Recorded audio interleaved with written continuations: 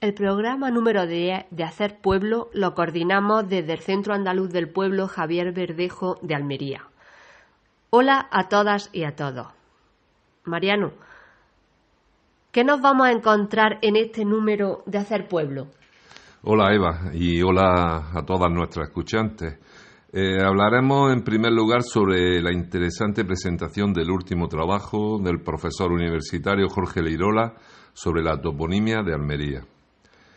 Como en estos días se ha celebrado también el 137 aniversario de la Constitución Andaluza de 1883, la conocida como Constitución de Antequera, las compañeras y compañeros del Centro Andaluz del Pueblo, José Félix Rivera, nos hablarán de Huelva, nos hablarán de este importante acontecimiento histórico. También Palestina siempre está presente en Hacer Pueblo y esta vez va a ser a través de una entrevista que le hacemos a José Domínguez, que es el portavoz del grupo BDS de Almería. A continuación, desde Córdoba, las compañeras nos informarán de la presentación en dicha ciudad del colectivo feminista Andaluza en Pie. Volveremos después con Jorge Lirola porque además de investigador destaca por su labor en la lucha contra la corrupción en la universidad. En una entrevista que creemos que va a ser interesante nos hablará sobre ello.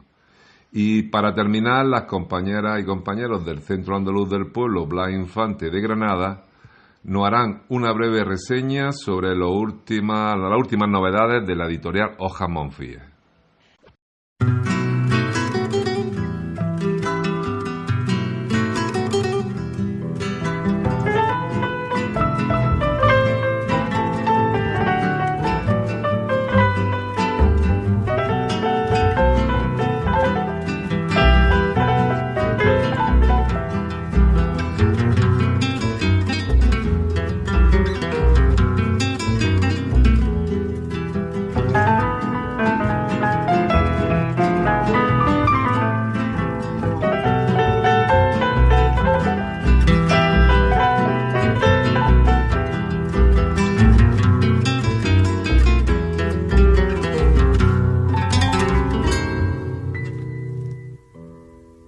La arena donde cae la ola, una brisa mora cantando dice Almería.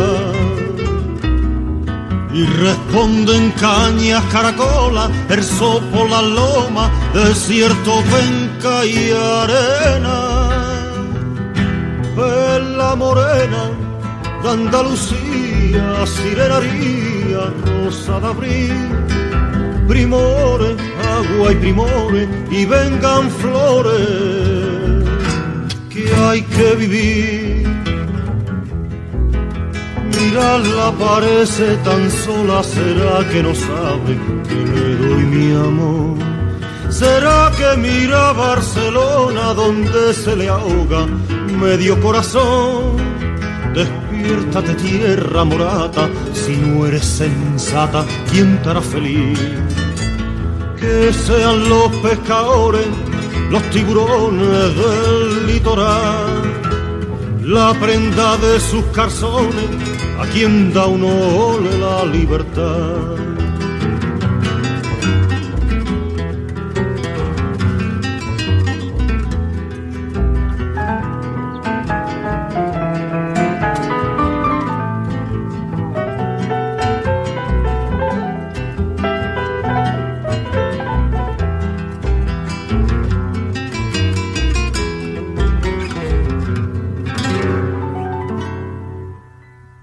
Trae la ola de destello y luces, rayando la noche, la chanca se va a los mares, a la busca de un tesoro frío que mueve los hilos de las mareas lunares.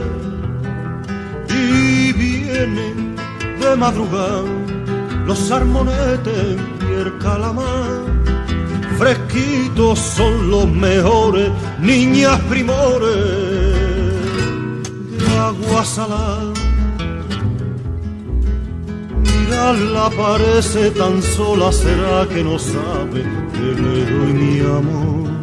¿Será que mira Barcelona donde se le ahoga medio corazón? Despierta despierta de tierra morada, si no eres sensata, ¿quién te hará feliz? Que sean los pescadores, los tiburones del litoral, la prenda de sus calzones, a quien da un ole la libertad.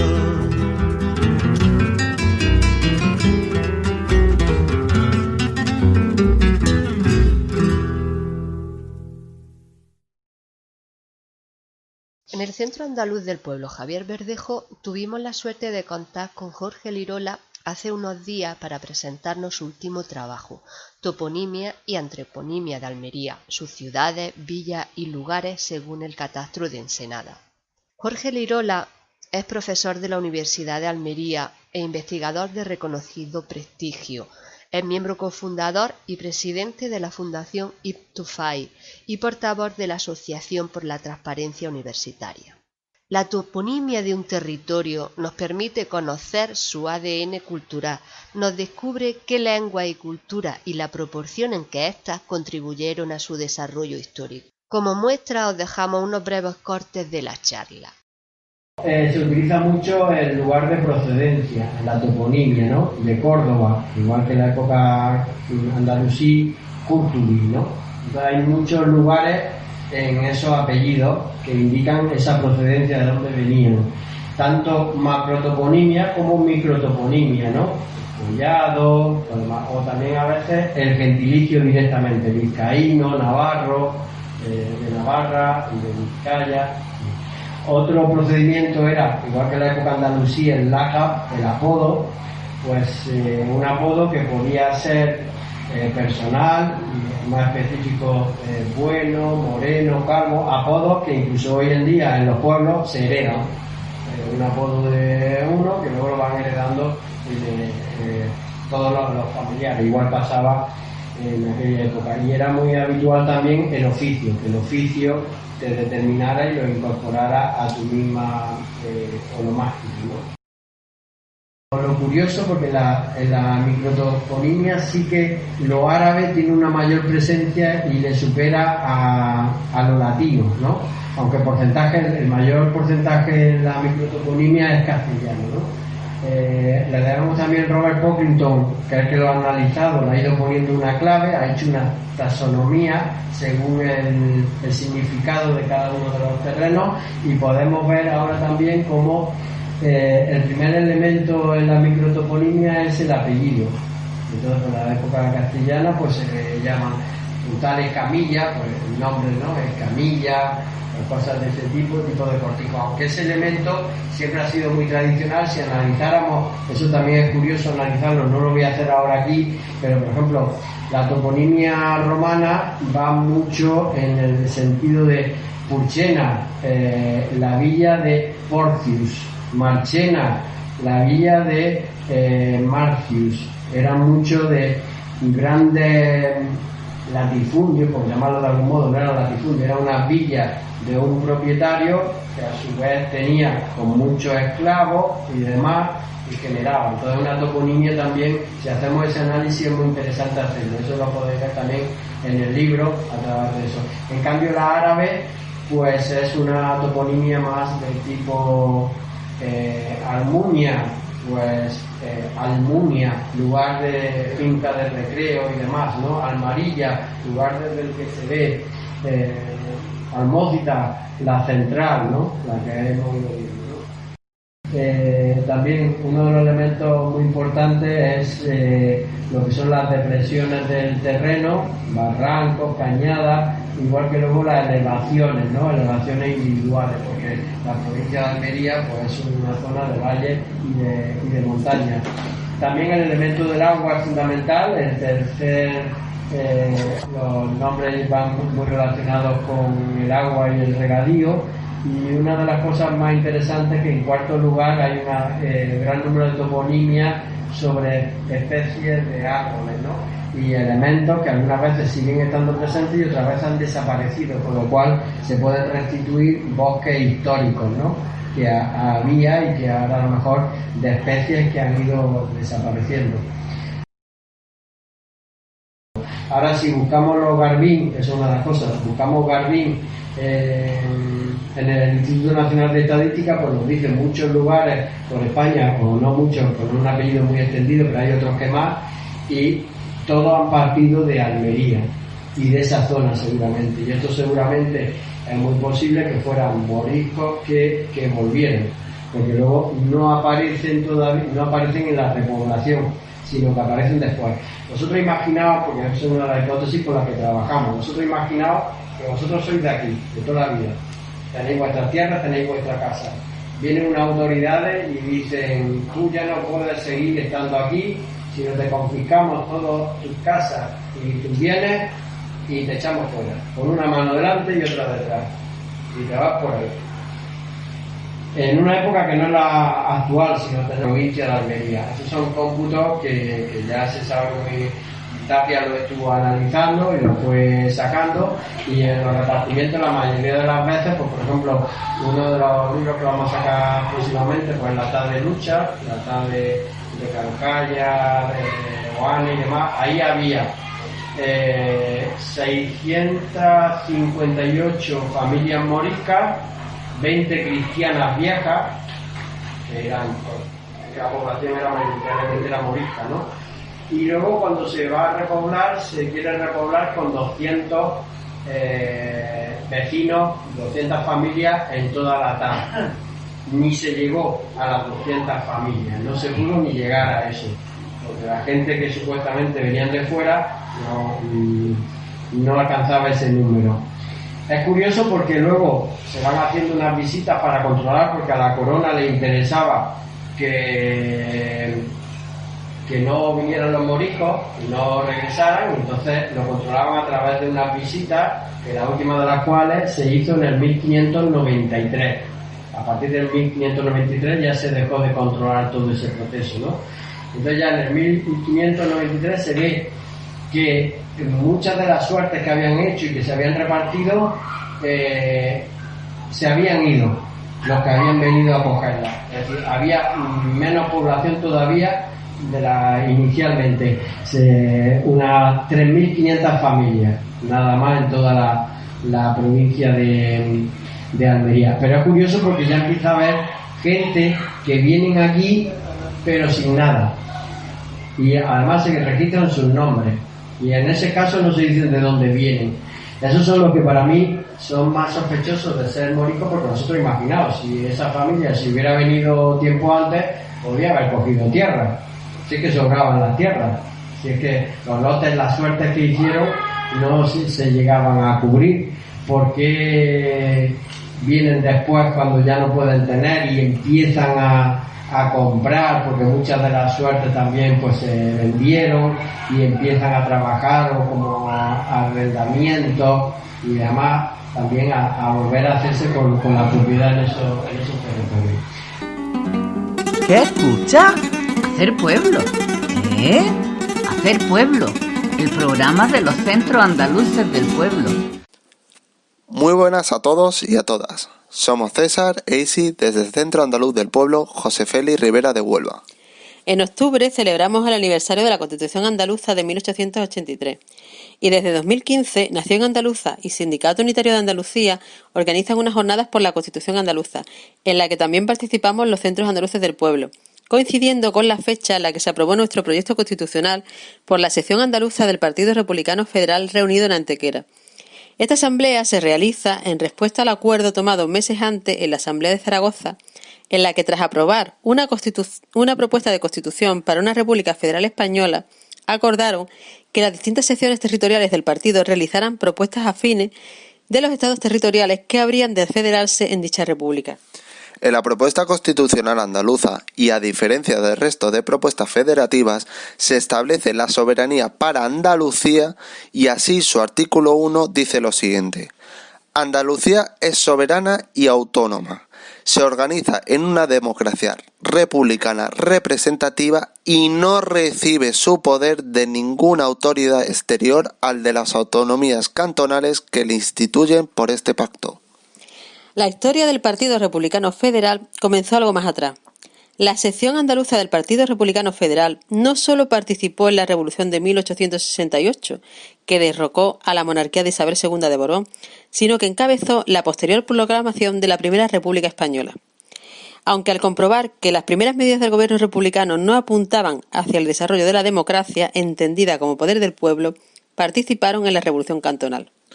De forma que en julio de 1873 el Manifiesto de los Federales Andaluces decía así: en Despeñaperros, histórico e inexpugnable baluarte de la libertad, se enarboló ayer por las fuerzas federales que mandan los que suscriben la bandera de la independencia del Estado andaluz. La derrota sangrienta del levantamiento revolucionario por el gobierno de la República, el posterior golpe de Estado y la restauración borbónica sumió al Partido Republicano Federal en una grave crisis. Hasta 1883 no pudo convocar las asambleas donde confeccionaron, en forma de constitución, su visión republicana y federal. Volviendo a Andalucía, tenemos que resaltar la influencia de la clase obrera jornalera andaluza en el contenido de la propuesta constitucional de los federales andaluces. Muchos dirigentes obreros militaban en el partido, siendo la primera vez que en un órgano legislativo del Estado español se oyeron propuestas obreras como programa político. En ese año de 1883, el campo andaluz estaba en guerra. Jornaleros y campesinos pobres encabezaban revueltas con tomas de tierra y expulsando a terratenientes. El gobierno acusó en falso, con pruebas que posteriormente se han comprobado que eran falsas, a la organización anarquista Mano Negra. Se encarcelaron a miles de jornaleros y fueron condenados y ejecutados sus dirigentes. Motivo este que provocó también el retraso en la convocatoria de la Asamblea Republicana Federal Andaluza hasta octubre, mientras que el resto de territorios tenían aprobadas sus propuestas constitucionales a principios de verano. Durante el desarrollo de las jornadas anuales por la Constitución andaluza, hemos ido desgranando esta propuesta de Constitución para Andalucía, comprobando en el transcurso de la misma su carácter soberanista, su propuesta de democracia radical, la protección de los derechos laborales, la propuesta de igualdad de la mujer con respecto al hombre y la posibilidad de transitar hacia otro sistema al implantar la democracia también en la economía. En definitiva, una propuesta constitucional para Andalucía que transite hacia la soberanía, el socialismo y el feminismo. Queremos destacar que en la segunda edición de las jornadas que se realizaron en Sevilla en el 2016 fueron inauguradas con la primera manifestación de la historia por la Constitución para Andalucía, que concluimos a las puertas de la iglesia Omnium Sanctorum, de la que sustrajeron un peón almohade los protagonistas del motín del Pendón Verde sucedido en 1521 en el barrio de la Feria, pendón considerado como antecedente de la Arbonaida. Lamentablemente, este año tenemos que suspender las jornadas por la Constitución andaluza por motivos de la pandemia, para evitar en lo posible el contacto y los desplazamientos. Iban a ser en Málaga, el domingo 25 de octubre. Así que aprovechamos para convocar las jornadas del año que viene, 2021, en el mismo sitio, en Málaga. Aunque no por eso vamos a dejar de homenajear a nuestra Constitución. El domingo 25, las organizaciones convocantes participaremos en un encuentro por videoconferencia y editaremos cada una de ellas unos vídeos breves donde expresaremos los motivos por los que consideramos a nuestra Constitución como un efectivo programa revolucionario para la conquista de una Andalucía soberana, socialista y feminista. ¡Viva la Constitución andaluza! ¡Viva Andalucía libre! Hacer pueblo tenemos como objetivo fundamental el ser un instrumento más de los muchos que debe haber al servicio de la liberación nacional y social de nuestro pueblo, de Andalucía. Pero como no podía ser de otra manera, nuestras ansias de libertad se extienden a todo el mundo y a todos los pueblos oprimidos que están luchando por su liberación. Y si hay una lucha que merece nuestra atención, es la lucha del pueblo palestino. Y para ello tenemos hoy con nosotros en Hacer Pueblo a José Domínguez. Muy buenas, José. Buenos días. Muy bien, pues José, os lo presento, es un reconocido y reconocible militante de la izquierda almeriense de toda la vida. Militó en el Movimiento Comunista de Andalucía, uno de los fundadores del sindicato USTEA, un integrante activo del comité anti-OTAN que hubo muy importante aquí en Almería en los años 80 hasta el referéndum del 86. Y bueno, profesionalmente ya está jubilado en su labor, que es maestro, pero no se ha jubilado aún de luchas sociales y de movimientos en los que él trabaja. Y buena parte de su tiempo libre lo dedica en estos momentos pues a una causa como es la Palestina.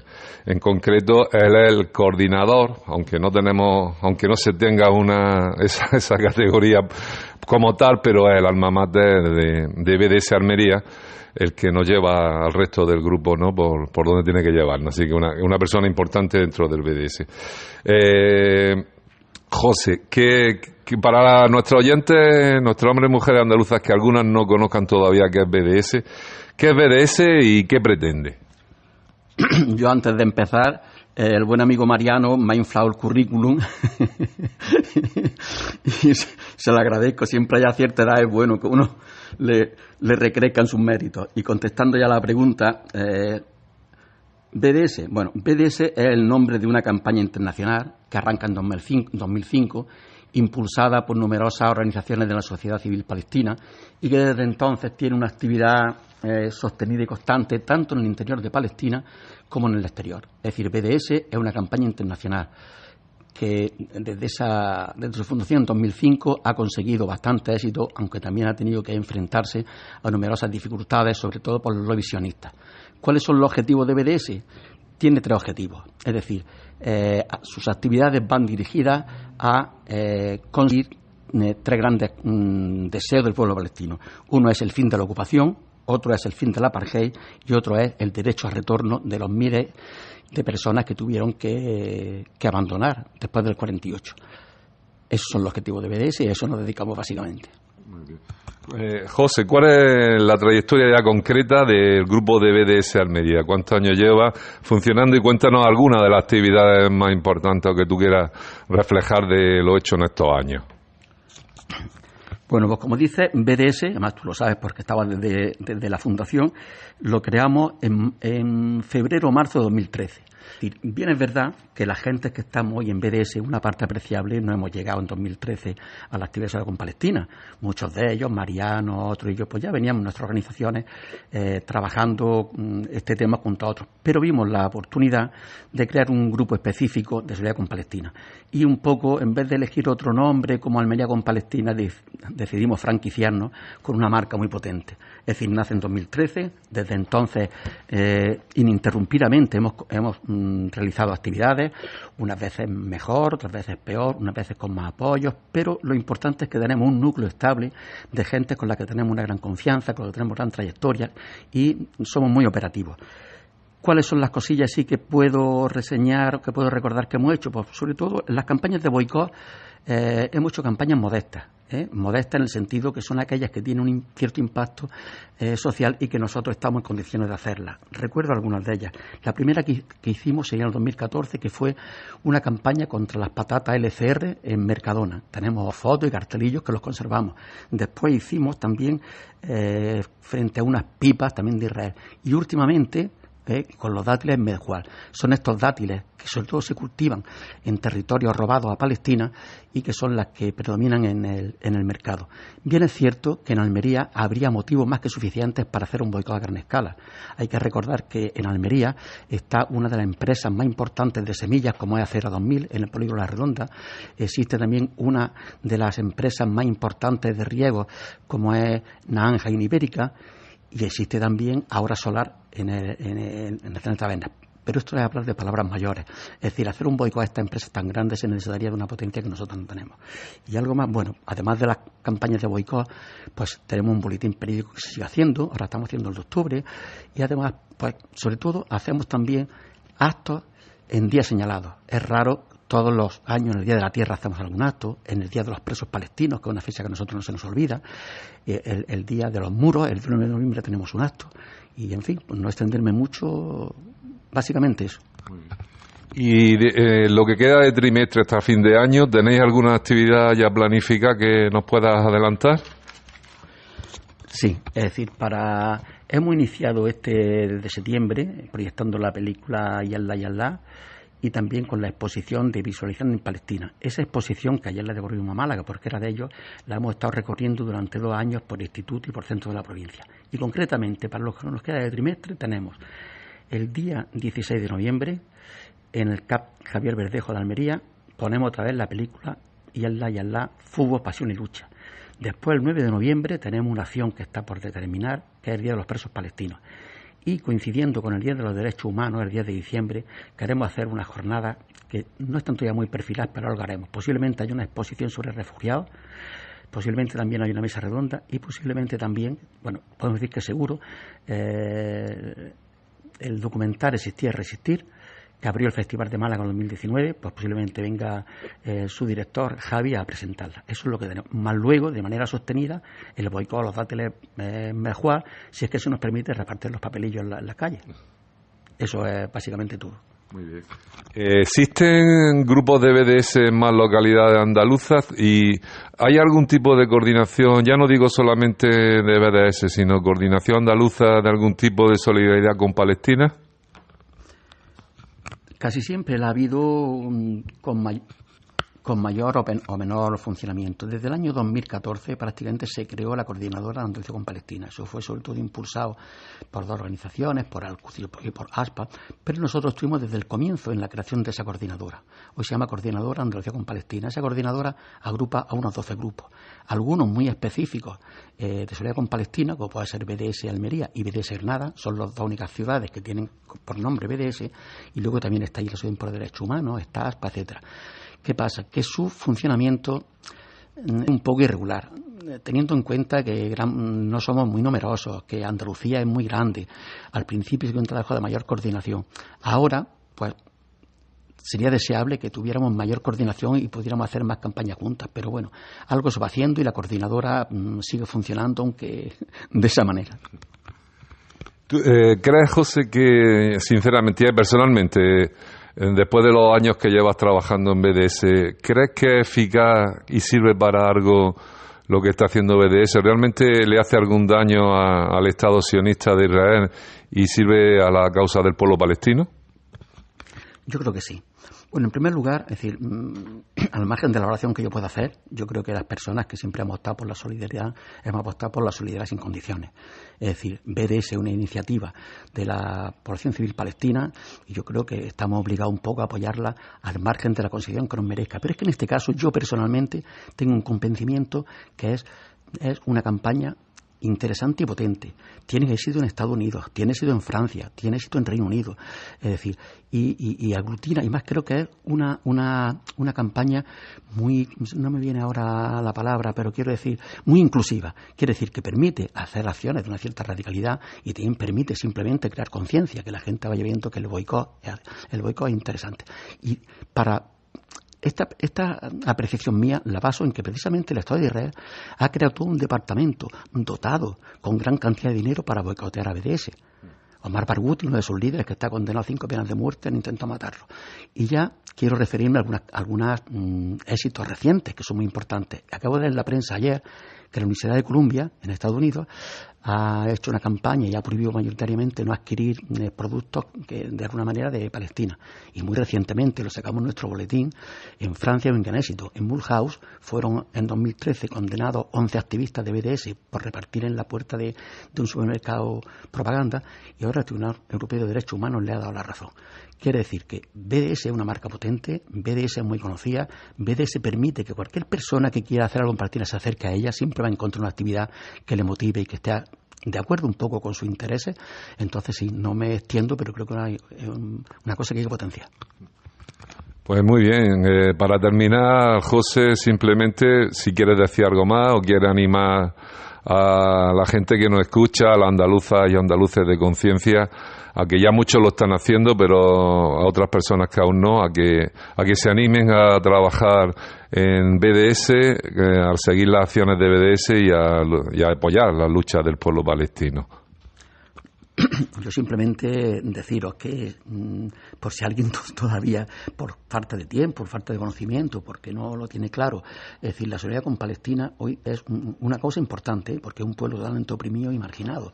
Entonces yo animo a la gente que no, es decir, que tomando contacto con los grupos de solidaridad con Palestina, que hay prácticamente en todas las capitales andaluzas, la hay, pero también está la autoorganización. Es decir, también es necesario que cualquier persona individualmente, cualquier grupo puede tomar iniciativas de solidaridad con Palestina, Palestina. Entonces yo animo a todos y a todas que estáis escuchando esta charlita ahí con Mariano, que os animéis y os suméis a la lucha por la liberación de Palestina. ¡Viva Palestina libre! Pues muy bien, José, agradecerte en nombre de Hacer Pueblo y de los Centros Andaluces del Pueblo tu participación, y como decimos, con otros temas tan importantes y tan interesantes como el que tú nos has hablado, vamos a hacer seguimiento siempre de la causa del pueblo palestino.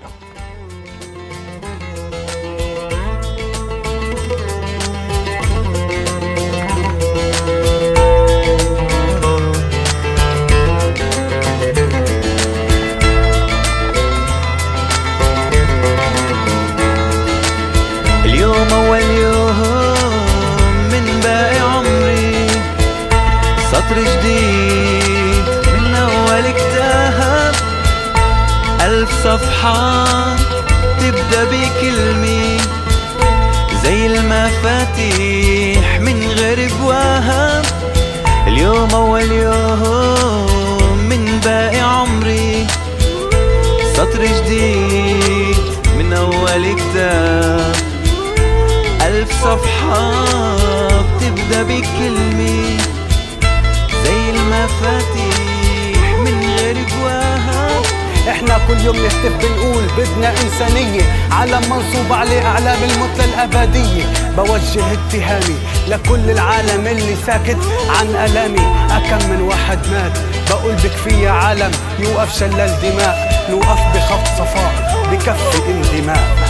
وثلاث ارباع الناس ما في عندهم بيت، وكتير من الناس في بنات الحيط، والباقي من الناس عايشين بياريت انه يفيق الانسان ويتهدم هالحيط.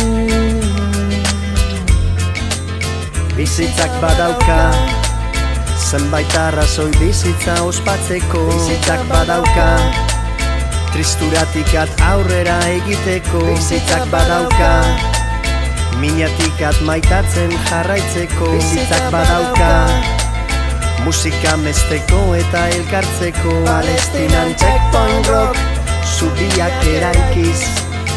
Palestinan checkpoint rock isiltasun hautsiz. Palestinan checkpoint rock rap sustraiei eutsiz. Palestinan checkpoint rock arreziak errautziz. Palestinan checkpoint rock. Checkpoint rock. Checkpoint rock. Checkpoint rock. Checkpoint rock.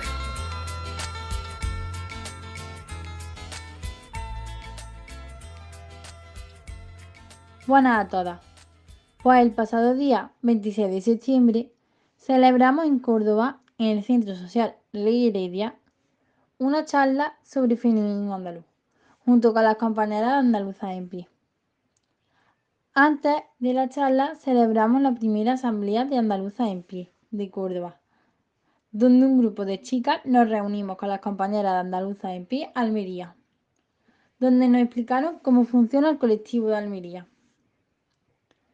La charla se dividió en 3 partes. La primera hablamos de andaluzas en pie, cómo funciona y todo lo que ha trabajado el colectivo desde su formación, de la mano de Alicia Junco. Después, la compañera Nadia de Vieche nos habló de feminismo andaluz y la situación de la mujer en Andalucía. Y por último, hice la presentación del colectivo en Córdoba. La charla terminó con un vídeo de varias acciones, manifestaciones y demás que han participado andaluzas en pie. Nos quedamos muy contentas, pues pese a las circunstancias por la pandemia, la participación fue bastante buena y fue más gente de la que esperábamos. Muchísimas gracias y ya le iremos informando sobre más acciones de andaluzas en pie. Está escuchando Hacer Pueblo. Como hemos comentado al inicio del programa, el profesor Jorge Lirola es portavoz de la Asociación por la Transparencia Universitaria.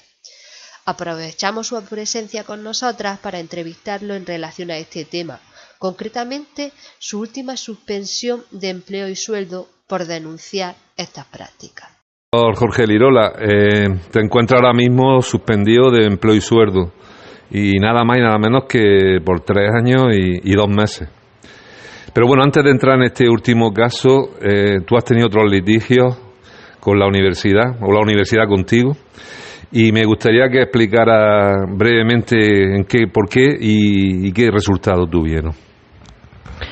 Bueno, desde hace tiempo yo he constatado en la universidad pues muchos casos de corrupción a nivel de, primero, amaños de plazas, como el profesorado que se queda no es el más cualificado, sino aquel que plantea menos problemas. Los concursos están amañados a través de perfiles y de tribunales ad hoc que son puestos precisamente para favorecer a un candidato, de forma que esos concursos, que debían de ser públicos y que concurriesen los candidatos en igualdad de condiciones, no es así.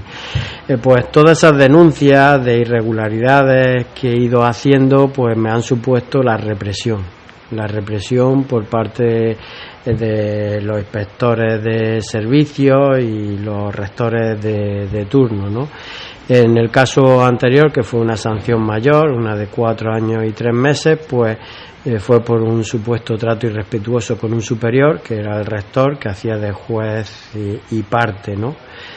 Y bueno, nunca hasta ahora me habían sancionado por lo que era mi actividad fundamental, que es la docencia, y en esta ocasión sí ha sido así. Yo entiendo que ha sido fraudulentamente, porque vamos, yo soy persona que además me dedico a la docencia por vocación.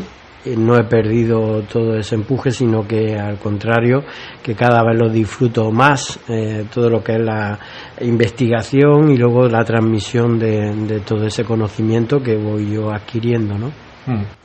Y bueno, y el caso concreto este último, que desde febrero, ¿no? Creo que ya va suspendido de empleo y sueldo. Concretamente ya nos has dicho algo, pero ¿a qué se debe más? ¿Tú crees que hay detrás de esto? ¿Por qué esa persecución hacia ti? Y en este caso concreto, ¿por qué? Bueno, oficialmente es por un supuesto acoso laboral a otra profesora, por coacciones y amenazas al Consejo de Gobierno, a las autoridades, por perturbación del servicio, como a lo que me refería antes, como que no he cumplido con mis obligaciones docentes, cuando entiendo que es totalmente falso, no solo eso, sino los anteriores. Yo entiendo que es totalmente una represión de denuncias que he ido haciendo por parte de... denuncié un fraude, un intento del mismo vicerrector de ordenación académica de eximir a una profesora de dar clases para tener que contratar a otros, ¿no? La universidad es algo vergonzoso porque allí la verdad es que somos unos privilegiados, donde no tenemos una gran carga docente. Si dijéramos qué número de horas da cada profesor, es una cosa que se debía de hacer públicamente, y luego lo lamentable es que muchos de esos profesores es que ni tan siquiera dan clases, y ya lo más vergonzoso es que el vicerrector exima a una profesora de dar clases gratuitamente y se tenga que contratar a otra persona con los elevados sueldos que cobran los profesores, en este caso los profesores titulares y demás. Bien, lo vergonzoso también es que cosas de las que me han acusado y me han sancionado por ellas, como es el acoso laboral y las coacciones y amenazas al Consejo de Gobierno, son delitos penales y que yo he pedido en todo momento, y además que es obligatorio por imperativo legal, que el rectorado lo hubiese puesto en conocimiento de la justicia para que lo investigara y actuase contra mí si eran ciertos esos hechos, ¿no? Evidentemente no lo han hecho así por las falsedades, porque se tratan de falsas acusaciones lo que me han hecho, y se han querido tomar la justicia por su mano. Yo en mi caso sí he acudido ahora también a la justicia, no solamente por la vía contencioso administrativa para discutirlo, sino también por la vía penal. Y espero que en este caso pues los jueces entren a fondo y que se demuestre que realmente somos todos iguales ante la ley, ¿no? Aunque me imagino que además ya lo estoy comprobando, los brazos de las manos de la universidad son muy largas y llegan muchas veces, pero espero que no sea así, ¿no? Jorge, siendo un profesor, investigador y escritor con un amplio trabajo intelectual y con prestigio y que podría gozar de privilegios dentro del sistema, ¿qué te impulsa a denunciar situaciones concretas de corrupción y de nepotismo en la universidad y a enfrentarte a la élite universitaria? Bueno, yo creo que tú mismo lo has dicho, por profesionalidad. Es decir, yo me sentiría muy mal si lo que me encuentro que en mi lugar de trabajo no tuviera un compromiso, ¿no? Y entonces cuando veo que el profesorado que está realmente abusando de su poder en contra de los alumnos y demás, pues el no hacer nada de eso me supondría un mayor deterioro para poder hacer mi trabajo, ¿no? Me minaría en mi conciencia, ¿no? Yo suelo utilizar mucho una palabra: no hay mayor tranquilidad que no hay mayor felicidad que la tranquilidad de conciencia, ¿no? Eso lo dijo Imbaya, un pensador andalusí. Lo que sí me ha molestado mucho en esta ocasión ha sido la manipulación que han hecho por parte del rectorado de distintos sectores, de asociaciones de alumnos que además ni me conocían directamente, ¿no? Porque yo la relación que he tenido normalmente con los alumnos ha sido tradicionalmente muy buena, porque lo he apoyado en todo lo que yo he entendido, reivindicaciones justas, ¿no? Porque creo que es una de las cosas fundamentales que debemos de enseñar, son valores, ¿no? Transmitirle a las nuevas generaciones también que merece la pena luchar y trabajar por lo que uno cree, en lo que cree en eso, ¿no? Entonces, en ese sentido, para mí es fundamental, ¿no? Es decir, si yo hubiera huido, soy muy consciente de que en la universidad soy una especie de bicho raro, porque allí pues lo plantean, lo habitual muchas veces, pues como estabas diciendo, se favorece que sean personas que vivan de espalda a la realidad social. Si a veces parece que hay un compromiso, es un poco de paripé en ese sentido, porque es un estamento muy poco solidario, ¿no? Con toda esa realidad. Yo en ese sentido, como decía, mi conciencia no me lo permite, ¿no? Y creo que eso es lo que me da fuerza también, pues, para trabajar, ¿no? Claro. Bueno, pues para terminar, leyendo tu escrito último y demás, hay dos cosas que me han llamado la atención, ¿no? Que hablas de que la distancia que hay entre la universidad y la ciudadanía y la población, tanto de Almería capital como de la provincia, ¿no? Y que siempre uno de los objetivos de los rectores es acercar a la universidad, a la población y demás, y bueno, yo lo que constato es todo lo contrario, ¿no? Y si se acerca algo a la universidad, bajo mi punto de vista, por lo que veo en la empresa y los intereses comerciales y demás, y poco más, no hay realmente. Pero bueno, ahora quería preguntarte, y el otro tema también, que ha sacado ya un tema más concreto sobre la Universidad de Almería, que a mí me ha llamado la atención, es que Almería, como todos sabemos y todas sabemos, ha tenido un rico pasado en Andalucía durante la llamada Edad Media, para que los que no conozcan, pero hablamos de Andalucía, ¿no? De la época andalusí. Almería ha sido un emporio, ha sido bueno, y sin embargo, tú mismo estás denunciando que no es lógico que la Universidad de Almería pues no cuente con una área potente de historia de esta época andalusí, ¿no? ¿Podrías desarrollar un poco más estas dos ideas y terminamos? Sí, claro. Bueno, yo lo que constato es que por eso la universidad, además como núcleo de poder, vive muy de espalda realmente a la sociedad, ¿no? Tiene unos intereses muy determinados. Si la gente de a pie supiera la corrupción que hay en todos esos proyectos de investigación y demás que muchas veces son en beneficio propio determinado. El que si se investigaran también empresas, asociaciones con esas empresas y todo lo que se oculta ahí detrás sería algo escandaloso y vergonzoso, ¿no? Y en realidad por eso en esa espalda que le da la universidad a la sociedad, pues se puede ver también, pues como aquí mismo en Almería, ¿no? Que en Almería es incomprensible que con todo lo que costó de que hubiera una especialidad de historia, pues luego pues la parte de medieval no esté a un nivel mínimo, ¿no? Es que es una cosa donde nos encontramos que cuando se reforman los planes de estudio dejan asignaturas que, por ejemplo, aparece numismática y epigrafía, pues se espera que hablen pues de la numismática y de la epigrafía andalusí, porque cuando va a haber una excavación van a aparecer monedas de la época andalusí. Cuando se va a hacer una excavación aquí, los alumnos necesitan una formación de esa época, porque es lo que va a aparecer. Pues no hay ningún tipo de formación, lo único es la asignatura esa misma de epigrafía y numismática es puramente latina, de la época romana, ¿no? Yo la verdad no lo entiendo, lo he planteado así en reuniones y eso lo que me ha supuesto es la represión. Es que fue algo vergonzoso en la Junta de Facultad donde se trató ese tema y lo que hicieron fue venir a por mí, ¿no?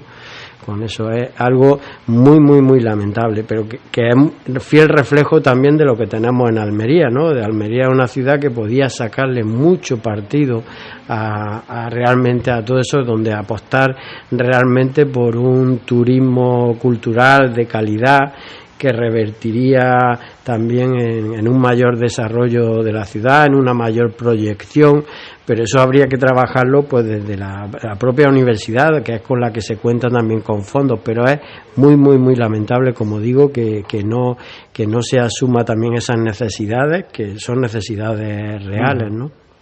Pues nada, solo nos queda que darte las gracias por todo, por tu espíritu crítico, por tu espíritu de lucha y porque bueno, ojalá que nosotros que somos andalucistas, que queremos una Andalucía libre, pues ojalá que hubiera muchos profesorados como tú en la Universidad Andaluza, porque seguro que el futuro de Andalucía sería mucho mejor.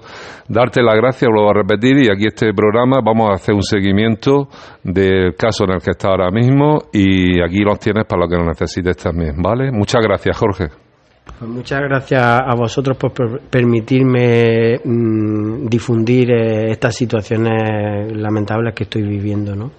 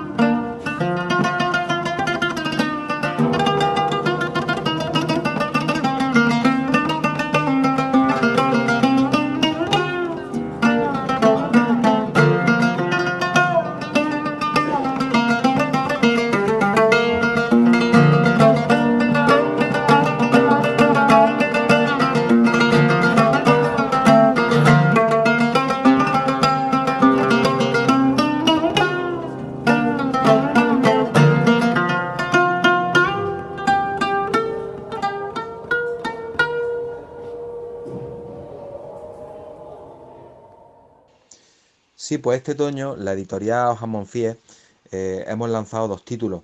El primero de ellos, Diego Ruiz, Abel Gudrá y el enigmático diván La Andaluza, constituye un estudio de Antonio Godoy Romero sobre estos 2 personajes del andalucismo revolucionario a los que Blas Infante alude en su escrito Diego Ruiz y Abel Gudrá, y el poemario de Abel Gudrá La Andaluza, que estaba editado únicamente en italiano, se editó en los años 20 del siglo pasado y por primera vez se hace en este libro una edición de ese diván, de ese poemario en castellano, una edición bilingüe italiano-castellano. Y en segundo lugar, pues hemos lanzado también un libro de Francisco Campos López que se llama Apuntes para la Liberación de Andalucía. Una recopilación de textos que recoge todos los escritos, o la mayoría de los escritos de Paco Campos desde 2006 hasta la fecha. Y es interesante porque en sus casi 400 páginas que aglutinan todos estos escritos, pues se hace un recorrido por todos los aconteceres políticos de Andalucía y de nuestro contexto en todos esos años, ¿no? Así que, pues nada, os animo a que os hagáis con ellos y que los leáis y si queréis, pues en las próximas entregas de Hacer Pueblo podemos dedicarle un poquito más de tiempo a estas novedades. Hasta aquí el programa número 10 de Hacer Pueblo. Nos encontramos en el próximo número. ¡Salud!